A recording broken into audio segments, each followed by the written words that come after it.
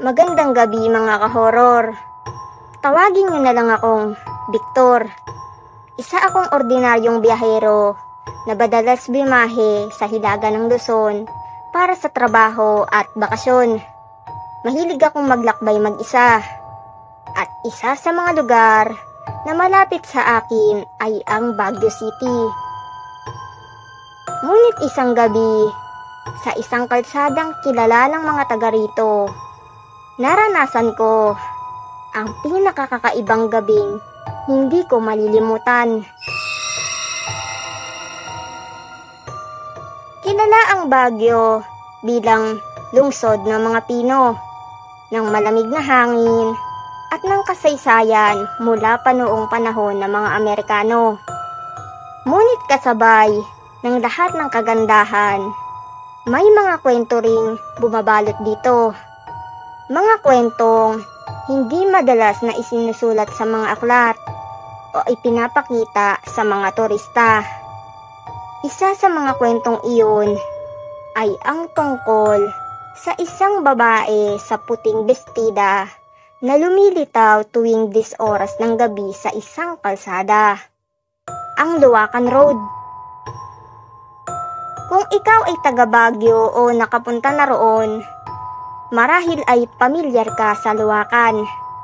Isa itong mahaba at madilim na kalsadang nag-uugnay sa lungsod patungo sa Luwakan Airport.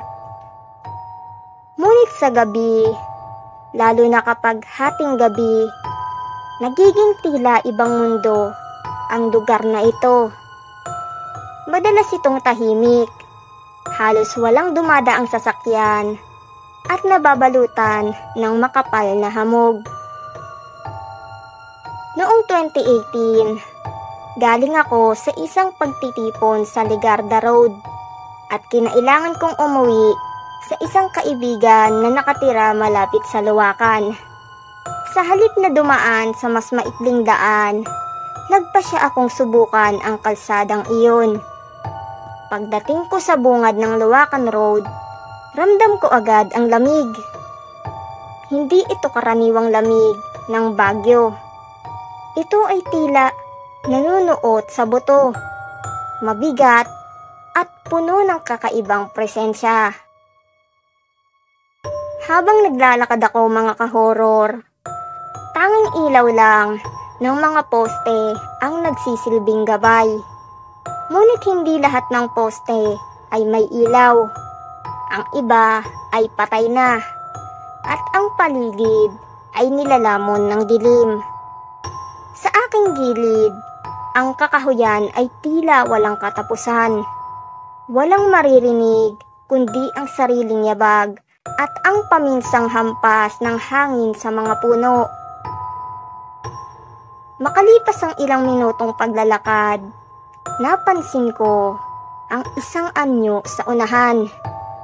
Sa ilalim ng kislap ng isang mahina at kumikislap na poste, ay may nakatayong figura. Figura iyon ng isang babae. Nakaputi siyang bestida, mahaba ang buhok, at nakatungo lamang. Sa una ay inisip kong baka isa lamang itong residente na napadaan. Ngunit habang lumalapit ako, napansin kong hindi siya gumagalaw.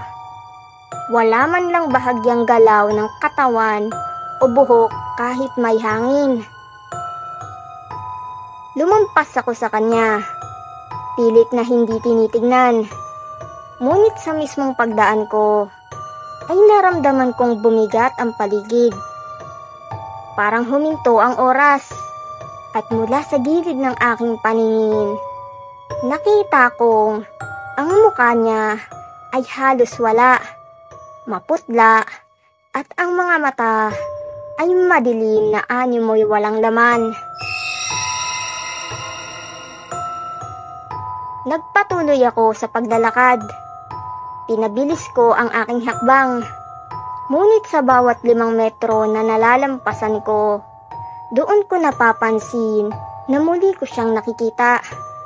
Nakalagay na naman siya sa unahan. nakatayo sa ilalim ng susunod na poste.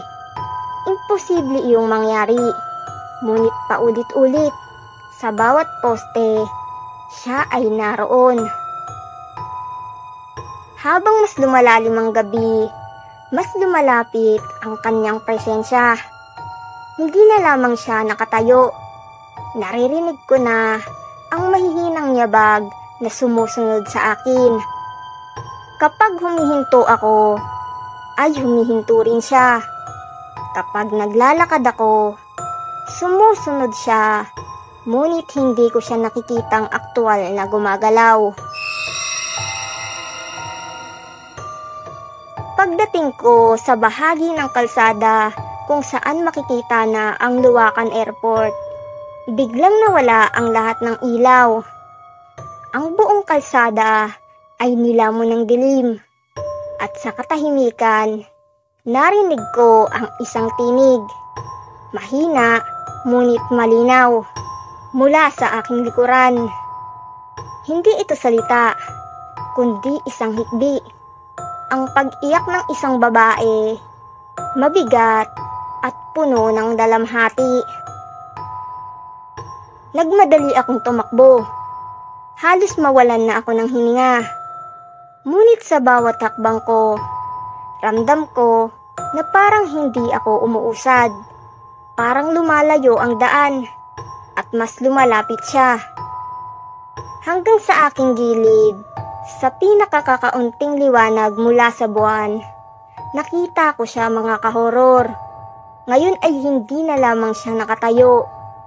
Siya ay nakalutang, dahan-dahang sumusunod, at ang kanyang bibig ay nakabuka ng napakalaki, tila walang tunog na sigaw. Sa huling sandali, bago ako nakarating sa mismong gate ng airport, biglang bumalik ang ilaw ng mga poste. At tulad ng isang bangungot na naglaho, wala na siya roon. Ang kalsada ay muling tahimik, at ang paligid ay muling ordinaryo. Ngunit ang lamig ay nanatili. Kinabukasan, nang ikwento ko ito sa kaibigan kong taga Baguio, hindi na siya nagulat. Ayon sa kanya, maraming kwento tungkol sa babaeng iyon. Ang iba ay naniniwalang siya ay isang babaeng ginahasa at pinatay malapit sa Luwakan noong dekada 60. At mula noon ay hindi na siya matahimik.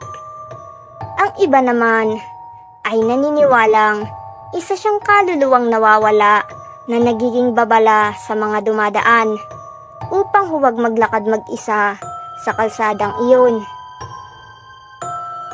Hanggang ngayon, mga kahoror, tuwing maaalala ko ang gabing iyon, bumabalik sa akin ang kanyang anyo, at tuwing maririnig ko ang pangalan ng Luwakan Road, hindi ko maiwasang makaramdam ng bigat at pangamba.